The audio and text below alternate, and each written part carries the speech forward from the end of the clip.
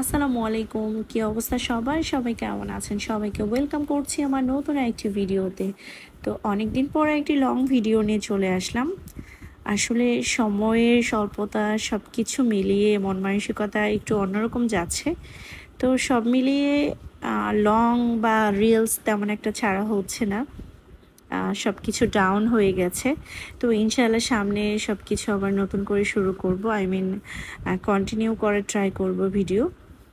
তো যাই হোক, আজকে হচ্ছে আমার ভাগ্নি রান্না করবে। আমার মায়ের বাড়িতে রান্নাটা হচ্ছে আমার মায়ের হেসেল থেকে মায়ের হাঁড়িতে আমার বড় ভাগ্নি রান্না করছে। তো আজকে ও হচ্ছে গরুর মাংস রান্না করবে, সেটারই একটা রেসিপি দেখাচ্ছি। তো এখানে কিন্তু প্রায় 7 কেজি, মেবি 7 কেজি গরুর মাংস হবে। সেটা হচ্ছে ও হাতে মানে মেখে রান্না করবে। তো তার জন্য হচ্ছে এখানে সব ধরনের গুঁড়া মশলা নিয়েছে, তারপর হচ্ছে পেঁয়াজ বাটা, যে আদা বাটা, রসুন বাটা, জিরা বাটা সেগুলোই দিচ্ছে। তো মশলাগুলো একটু পুরনো হয়ে গেছে। যদি একদম নতুন হতো তাহলে হয়তো দেখতে আরও সুন্দর হতো। আর এখানে হচ্ছে কিছু পেঁয়াজ কিউব করে নিয়েছে, সেগুলো অ্যাড করেছে।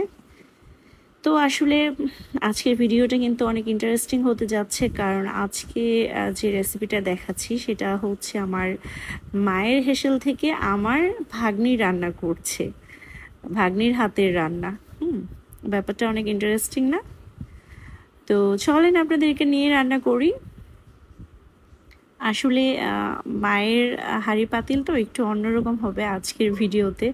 তারপর হচ্ছে মায়ের হাঁড়ি পাতিল একটু কালচে ভাব থাকবে, এটাই তো বাস্তব, তাই না? তো এই তো ও হচ্ছে সব কিছু মানে হাত দিয়েই ধরছে। আসলে ও মানে রান্না বান্না এত ভালো পারে, আর ওর রান্নাও এত মজা হয়, সব কিছুতেই ও এক্সপার্ট। তো এই তো দেখছেন ও হচ্ছে গরুর মাংসটা মেখে নিচ্ছে। অনেকটা সময় ধরে মেখে নিয়েছে। আসলে হাতে মেখে যে গরুর মাংসটা রান্না করে নেয়, এটার স্বাদ একটু বেশি হয়ে থাকে। তো আর বেশি মাংস আসলে হাতে মেখেই তো রান্না করতে হয়, সবাই সেটাই করে।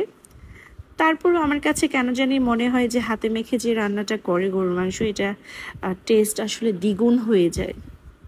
তো যাই হোক, আমার মাংস কিন্তু মোটামুটি হয়ে যাচ্ছে, মিডিয়াম পর্যায়ে আছে।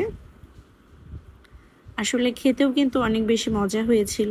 আর এটা আমার মায়ের বাসা থেকে রান্নাটা হয়েছে। ভিডিও কোয়ালিটি একটু অন্যরকম হয়েছে, কারণ যখন কিনা রান্না হয়েছে প্রচুর বাতাস ছিল।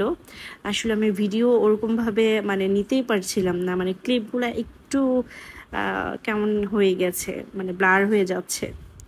তো যাই হোক, ইনশাআল্লাহ সামনে আরও ভালো কিছু আসবে, ভালো ভালো ভিডিও আসবে, সাথেই থাকবেন সবাই। আর আমার ভিডিওটা যদি ভালো লাগে অবশ্যই লাইক, কমেন্ট, শেয়ার করবেন। যারা নতুন অবশ্যই পেজটাকে ফলো করবেন, আর যারা কিনা পুরনো, অনেক ধন্যবাদ।